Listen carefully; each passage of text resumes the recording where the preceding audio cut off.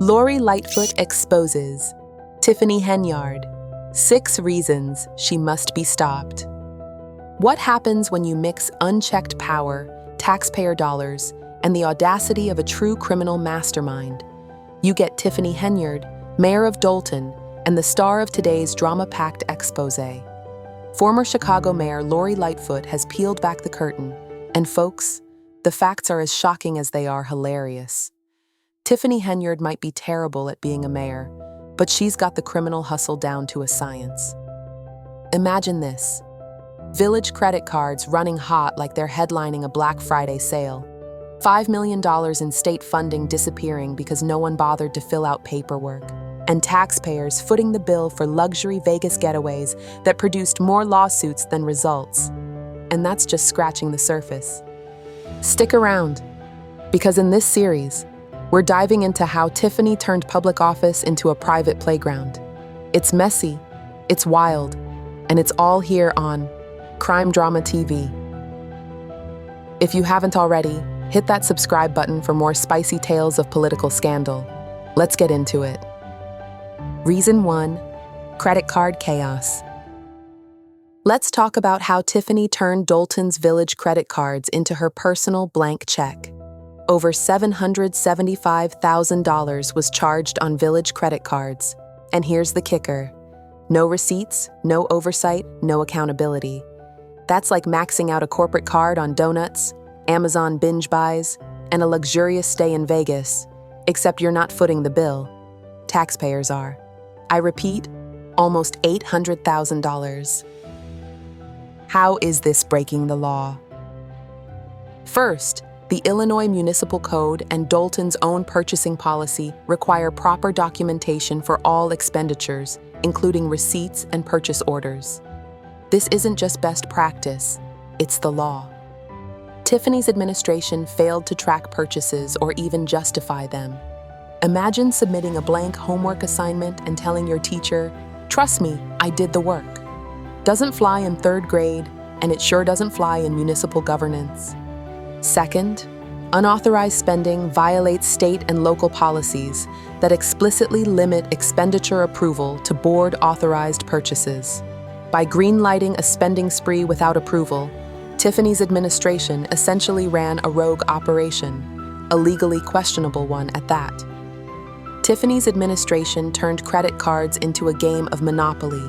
Buy everything you want, no need to pass go or collect receipts.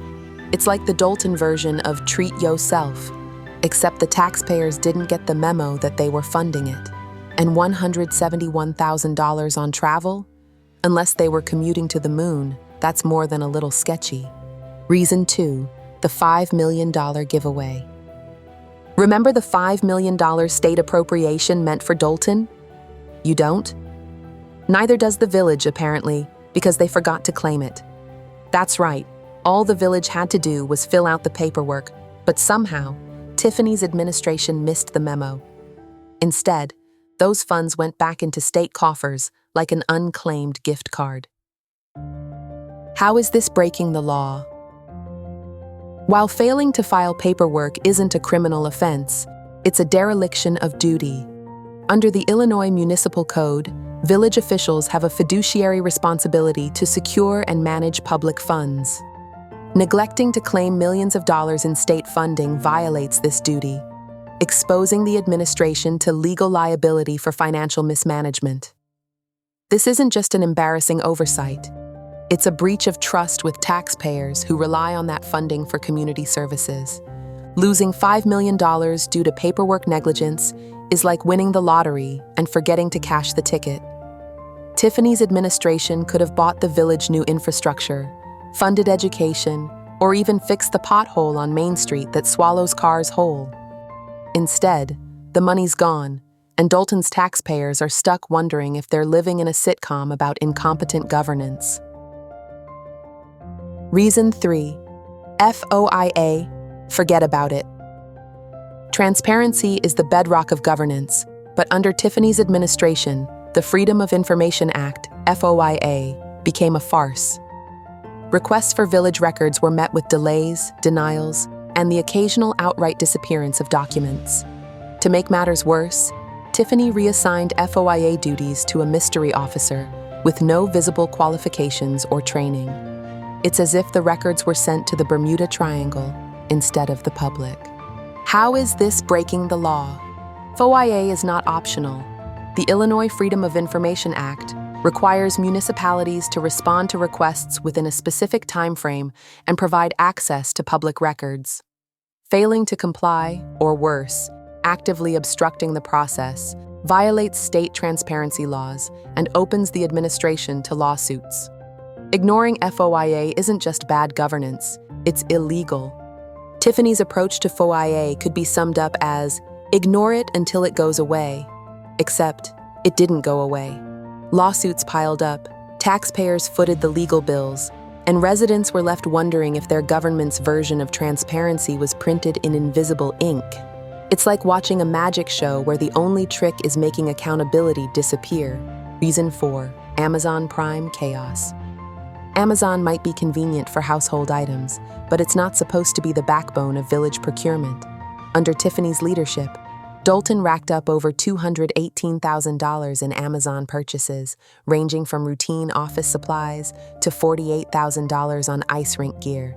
These purchases were shipped directly to the Dolton Police Department, and after that, they became untraceable. It's as though the items vanished into a black hole of bad record-keeping. And let's not ignore the elephant in the room. Tiffany allegedly had the police department firmly in her back pocket. How is this breaking the law? The Illinois Municipal Code mandates competitive bidding for large expenditures to ensure taxpayers get the best value. Dolton's purchasing policy also requires centralized oversight and documentation for all purchases. Ignoring these protocols isn't just sloppy, it's a breach of fiduciary duty. Shipping items to a police department and failing to track their use or distribution raises serious questions about mismanagement and possibly more sinister motives. Tiffany's administration turned Amazon into Dolton's unofficial supplier, but with no tracking system, those purchases are a mystery. Were they used for village needs or quietly redistributed elsewhere? Either way, it's not a good look. Add in the fact that she reportedly had the Dolton police on her payroll, figuratively and maybe literally, and this starts to sound less like mismanagement and more like the opening act of a crime drama. If you're as intrigued as I am, hit that subscribe button right here on Crime Drama TV for more spicy drama and jaw-dropping stories.